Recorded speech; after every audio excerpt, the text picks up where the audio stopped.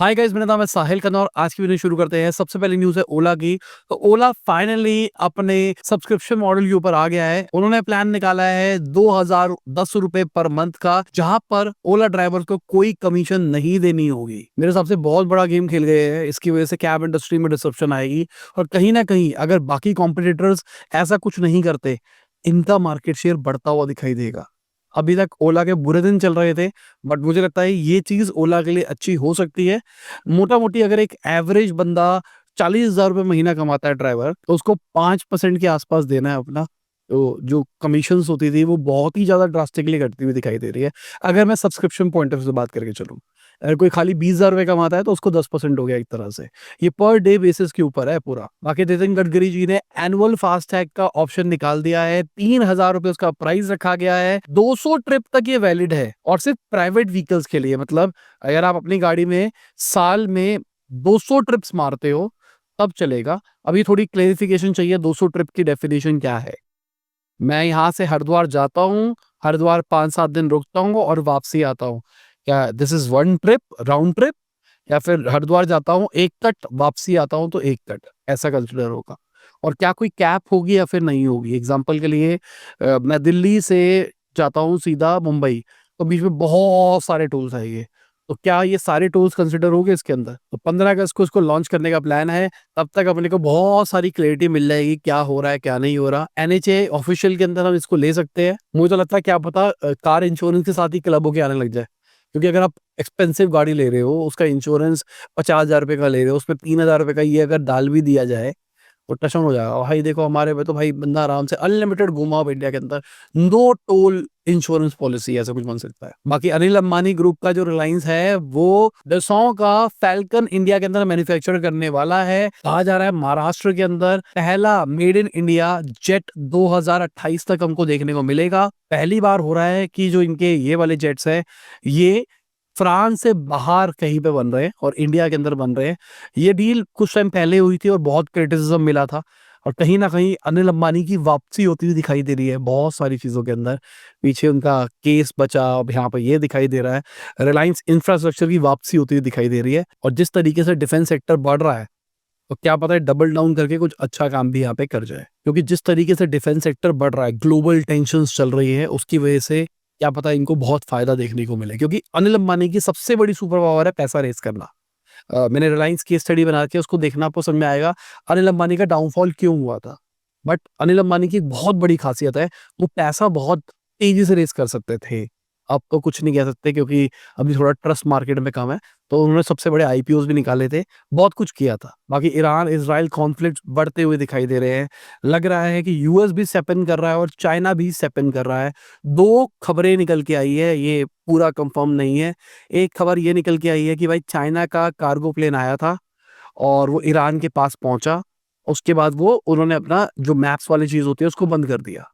उसके बाद वो अंदर घुस गया। अगर वो अंदर घुस गया, मतलब उसने कुछ सप्लाई किया है। अभी इज़राइल ने ईरान की बहुत सारी मिसाइल वाली साइट्स तोड़ी थी, तो शायद चाइना उसको सपोर्ट कर रहा है, पता नहीं। बाकी यूएस वालों ने भी इज़राइल वालों के जेट को रिफ्यूल किया है, ऐसी खबरें निकल के आ रही है। तो कहीं न कहीं दोनों के दोनों इनडायरेक्टली घुस रहे हैं। डोनाल्ड ट्रम्प ने बोला है अनकंडीशनल सरेंडर करो भाई। उन्होंने कहा आपको पहले ही कहा गया था कि आप न्यूक्लियर वेपन नहीं बना सकते, न्यूक्लियर डील नहीं कर सकते और आप कर रहे हो वगैरह-वगैरह। भाई एक चीज़ है, चलो ईरान गलत है, कुछ भी है, उन्होंने क्या किया, बात की बात है। यूएस किसी भी कंट्री को न्यूक्लियर वेपन क्यों नहीं बनाने देता? इंडिया ने बनाया, बहुत सारे सैंक्शंस लगे, हर एक पे लगे। हर एक बंदे ने गलत तो नहीं किया। यूएस बना ले, उसमें कोई दिक्कत नहीं है और कोई नहीं बना सकता। ये तो कोई सेंस नहीं है ना। अगर नंबर्स की बात करके चले, किसके पास में न्यूक्लियर वेपन्स है, तो यूएस बहुत ऊपर है ना भाई। कंपैरिज़न वाइज़ देखोगे एक्स में है, मल्टीपल्स है। तो यूएस वाला ऐसा क्यों करता है, एक बहुत बड़ा सवाल है। बाकी ट्विटर के ऊपर तो गंद मचा पड़ा है, लोग एआई जनरेटेड वीडियोज़ डाले जा रहे हैं, ये हो गया, वो हो गया, वो हो गया। दोनों दोनों साइड की टीम्स लगी पड़ी है दबा के पोस्टिंग करने के लिए। बाकी ईरान वालों ने अपने मीडिया के ऊपर बोला है कि व्हाट्सएप को डिलीट किया जाए। व्हाट्सएप से इज़राइल के पास में कॉन्फिडेंशियल डेटास जा रहे हैं आपके बारे में। व्हाट्सएप वालों ने इसके ऊपर पूरा क्लैरिफाई किया है, भाई हमारा डेटा सेंटर ईरान के अंदर नहीं है, बट हमारी सारी conversations end to end encrypted है, तो कोई भी इसको यूज नहीं कर सकता है। बाकी ईरान वालों ने पहले भी किया था गूगल और व्हाट्सएप 2022 के अंदर बैन, तो कोई नई चीज नहीं है। बट लोग वीपीएन से चला लेते हैं। तो ईरान वाले बैन क्यों कर रहे हैं? क्योंकि भाई इंटरनल इंफॉर्मेशन ना फैले, ओ मिसाइल यहाँ गिर गई, यहाँ पे ये हो गया, यहाँ पे ये हो गया। क्योंकि देखो सिंपल सी बात, आप इंटरनेट, ट्विटर, एक्स को तो बहुत सारी चीजें रोक सकते हो, आपके ऊपर मिसाइल्स पड़ रही है, बहुत जगह पे आग लगी हुई है, बहुत कुछ हो रहा है, तो आप इंटरनेट पे नहीं आने दोगे, लोगों का मनोबल बना रहेगा। बट कोई बंदा तो होगा जो व्हाट्सएप पे शेयर कर देगा किसी को, और वो बंदा ट्विटर पे डाल देगा, कहीं पे डाल देगा। तो इसके चक्कर में भी व्हाट्सएप शायद रोकने की बात करी जा रही है। अभी तो डिलीट करने की खाली गुजारिश करी गई है। बाकी इजराइल का एक ग्रुप है, उनका ऐसा कहना है, उन्होंने साइबर अटैक किया है ईरान के लार्जेस्ट बैंक के ऊपर, जिसकी वजह से बहुत सारे लोगों का डेटा उड़ा दिया गया था, अकाउंट्स काम नहीं कर रहे थे, ट्रांजेक्शन प्रोसेस नहीं हो पा रही थी। आप समझो, अकाउंट नहीं चल रहा तो पेमेंट कहीं नहीं कर सकते, पेट्रोल भरवाना है, ईरान में सब छोड़ के भाग रहे हैं भाई, लाइनें लगी हुई है गाड़ियों की। अब उसको पेट्रोल वेट्रोल भरवाना है, कुछ लेना है, आपका अकाउंट ही नहीं चल रहा। बहुत कलेश वाली बातें हैं। लेकिन मुझे ऐसा लगता है कि इस वॉर के अंदर सब ग्रे है, किसका सपोर्ट करे किसका ना करे। एक जगह पे रशिया जो इंडिया का अच्छा दोस्त है, वो ईरान को सपोर्ट कर रहा है, दूसरी साइड पे इजराइल डायरेक्टली लड़ रहा है जो अगेन इंडिया का अच्छा दोस्त है।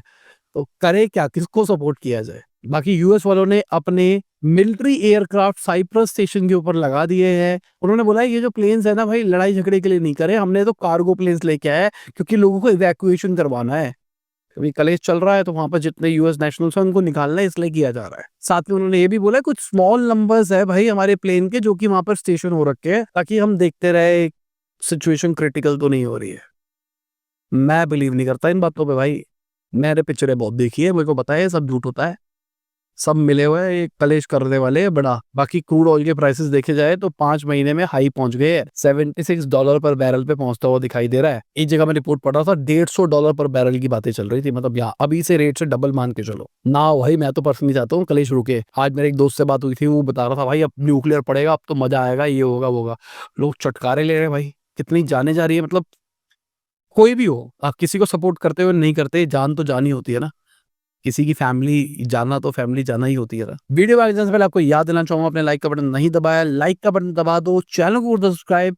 मैं ऐसे ही डेली बिजनेस न्यूज आपके लिए लाता रहता हूँ। बाकी डोनाल्ड ट्रंप ने टिकटॉक के बैन को 90 दिन और एक्सटेंड कर दिया है। मस्त है भाई डोनाल्ड ट्रंप का ना, आओ शोर मचाओ, मैं ये कर दूंगा वो कर दूंगा वो कर दूंगा, करने के टाइम पे कुछ मत करो, है ना। थोड़ा ध्यान से समझो इस पूरी कहानी को। मैं आऊंगा सारी वॉर रोक दूंगा, पर सारी वॉर मैं ही करवाऊंगा। मैं आऊंगा चाइना को तबाह कर दूंगा, पर चाइना के साथ दोस्ती बरकरार रखूंगा। मैं आऊंगा एक टिकटॉक विकटॉक सबको बैन कर दूंगा। ऑल तो मुझे टिकटॉक ने सपोर्ट किया था मेरे इलेक्शन कैंपेन के अंदर, पर कहीं ना कहीं जो उसका बैन है मैं उसको एक्सटेंड करता रहूंगा। ये पहली बार नहीं हो रहा, तीसरी बार एक्सटेंशन हो रहा है टिकटॉक के बैन का। और बैन क्यों है कि भाई टिकटॉक चाइना वालों का है, और चाइना एक थ्रेट है यूएस के ऊपर। इस चक्कर में टिकटॉक को यूएस को बेच देना चाहिए, तो अगर वो नहीं बेचेंगे तो टिकटॉक को बैन कर दिया जाएगा। बाकी मुकेश अंबानी ने ट्रम्प ग्रुप के साथ में टाई अप किया है, ट्रम्प टावर्स बनाए जाएंगे मुकेश अंबानी के थ्रू। भाई एनर्जी सेक्टर में थे, अब ये बिल्डिंग वाले सेक्टर के अंदर भी आ गए। अब कोई कहेगा इनको एक्सपीरियंस नहीं है, घर तो इन्हीं का सबसे बढ़िया है ना भाई, तो एक्सपीरियंस तो है। लेट्स सी किस टाइप के घर बनाते हैं। लग्जरी टावर्स बनेंगे जो मुकेश अंबानी ग्रुप बनाएगा, पहले अनिल अंबानी ग्रुप शायद था उसके अंदर। ट्रम्प ऑर्गेनाइजेशन का जो ग्लोबल लाइसेंसिंग रेवेन्यू है ना, वो $44.6 मिलियन पे गया है इस साल पे, जो कि पहले $8.2 मिलियन पे था। सऊदी अरेबिया से भी डील करी गई है, वियतनाम से भी डील करी गई है। कहीं ना कहीं डोनाल्ड ट्रम्प के नाम का फायदा देखने को जरूर मिल रहा है। अगर हम इंडिया की बात करके चले तो भाई मोबीक्विक के शेयर्स आईपीओ के प्राइस से नीचे जाते हुए दिखाई दिए है। इनका जो पीक था वो ₹700 के आसपास का था, अब ₹250 के आसपास शेयर प्राइस आ गया है। मुझे समझ में नहीं आता इनका शेयर प्राइस बढ़ क्यों रहा था जब आईपीओ निकला था। ये तो अभी की बात है, अब बोल रहा था भाई बढ़ जा रहा, समझ में नहीं आ रहा क्यों बढ़ रहा है। अब सिंपल सी बात, 6 महीने खत्म हुए हैं, तो जो लॉक इन पीरियड होता है इन्वेस्टर्स का वो खत्म हुआ है, उन्होंने बेच दिया। अब बेचा, शेयर प्राइसेस घट गए। अब देखो रिटेल इन्वेस्टर देखेगा, जो बंदा था वो तो निकल गया ना। बाकी इनका कहना है इनकी जो पेमेंट वॉल्यूम है 203% बढ़ती हुई दिखाई दी है ईयर ऑन ईयर, और इनका Q4 का जो लॉस है वो 56 करोड़ पे है, जो बढ़ता हुआ दिखाई दिया। अगेन रेवेन्यू तो बढ़ रहा है बट लॉसेस भी बढ़ते हुए दिखाई दे रहे हैं। अगर हम अर्बन कंपनी की बात करके चले तो फाइनली वो प्रॉफिटेबल हो गया 2025 के अंदर। आप चार्ट के अंदर देखो भाई, इकोनॉमीज ऑफ स्केल ला पा रहे हैं, इनका रेवेन्यू बढ़ा है, एक्सपेंसेस भी बढ़े हैं, और प्रॉफिट आता हुआ दिखाई दे रहा है। मुझे लगता है इन्होंने जो डाइवर्सिफिकेशन किया है ना, इसकी वजह से भी थोड़ा प्रॉफिट दिखाई दे रहा है। इन्होंने आरओ प्यूरिफायर वगैरह जो निकाले हैं ना, अपने प्रोडक्ट्स में घुसे, वहां से बड़ा बिजनेस बन सकता है इनका, मतलब प्रॉफिट वाली डायरेक्शन आ सकती है। सर्विस एक जगह तो दे ही रहे हैं, बाकी प्रोडक्ट में भी कुछ काम किया जा सकता है। मेंबरशिप से 98 करोड़ रुपए इन्होंने कमाए हैं, वाटर प्यूरिफायर बेच के 116 करोड़ रुपए कमाए हैं, ऑलमोस्ट 300% का जंप है। और प्रोफेशनल्स को प्रोडक्ट बेच के 188 करोड़ रुपीस कमाए हैं। अब प्रोफेशनल को प्रोडक्ट क्या होते हैं, जैसे अगर आपने मसाज के लिए मंगाया तो उसके लिए ऑयल यूज होगा, कुछ भी होगा, प्रोफेशनल्स को ये वाले प्रोडक्ट बेचे जाते हैं, किट बेची जाती है, सब कुछ बेचा जाता है, वहां से बिजनेस बन रहा है। बाकी इन्होंने भी डीआरएचपी के लिए फाइल कर दिया है, तो जल्दी इनका भी हमको आईपीओ देखने को मिलेगा, और प्रॉफिट भी रिपोर्ट कर दिया। इस चक्कर में सेंटीमेंट बनते हुए दिखाई देंगे। बट ये वाली इंडस्ट्री बहुत कॉम्पिटिटिव भी हो रही है।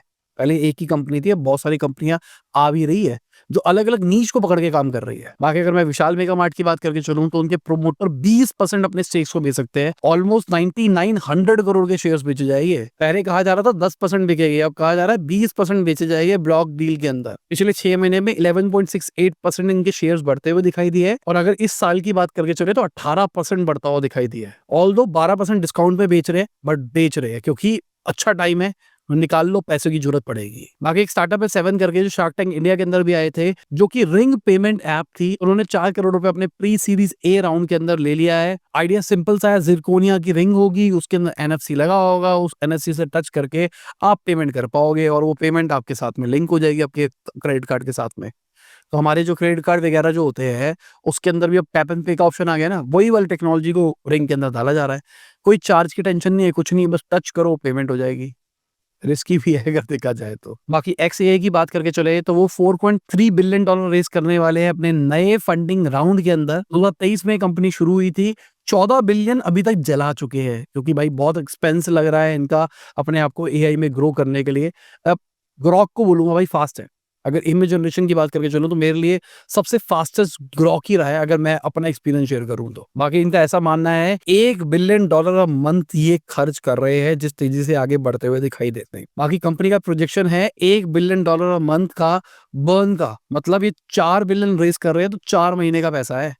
एक्चुअली 5 बिलियन डेट की फॉर्म में भी रेस करे जा रहे हैं, तो 9 महीने का रनवे इनके पास में आ जाएगा। अगर 1 बिलियन के बर्न की बात करके चले, बर्न मतलब जलाया जा रहा है, लॉस किया जा रहा है। बाकी बीसीसीआई कोची टस्कर केरला से केस हार गई है, और उनको कहा गया है 538 करोड़ रुपीस देने का। पहली बार कुछ फ्रेश न्यूज सुनने को मिल रही जहां पर गवर्नमेंट बॉडी हारी है किसी प्राइवेट प्लेयर से। ये कहानी क्या थी, आईपीएल के 2011 वाले सीजन के अंदर ये फ्रेंचाइजी थी, इनको कहा था आपको 10% बैंक गारंटी देनी है, तो रेगुलेशन वगैरह के चक्कर में इनको बैंक गारंटी नहीं मिल पा रही थी। बीसीसीआई ने इनका फ्रेंचाइजी एग्रीमेंट ही टर्मिनेट कर दिया। अब कोर्ट ने बोला भाई मैं जो हुआ था उसको तो वापसी नहीं कर सकता, बट पैसे दिला दिए। बाकी Amazon प्राइम की बात करके चले तो अब उसके अंदर 1 घंटे में 4 से 6 मिनट की आपको ऐड देखने को मिलेगी। अगर नहीं देना तो साल का 700 रुपए एक्स्ट्रा दो। पहले आपको प्राइम मेंबरशिप लेनी है 1500 रुपए की, उसके बाद में ये एडिशनल पैसा देना है जिससे आपको ऐड देखने को नहीं मिलेगी। क्या चल रहा है भाई, क्या कर रहे हैं ये? मुझे लग रहा है इनका डाउनफॉल शुरू होने वाला है। ये सोच रहे हैं हम प्रॉफिट कमाएंगे, इसके थ्रू प्रॉफिट कमाएंगे, भाई यूजर भाग जाएंगे तुम्हारे। तुमको नहीं पता है इंडिया में कोई फर्क नहीं पड़ता, प्राइम के पास कुछ ऐसा कुछ खतरनाक कंटेंट नहीं है जिसके चक्कर में लोग बैठे रहते हैं। जो सीरीज आती है कभी कभार कुछ कंटेंट आता है, उसको सबको पता है कहां से मिलता है।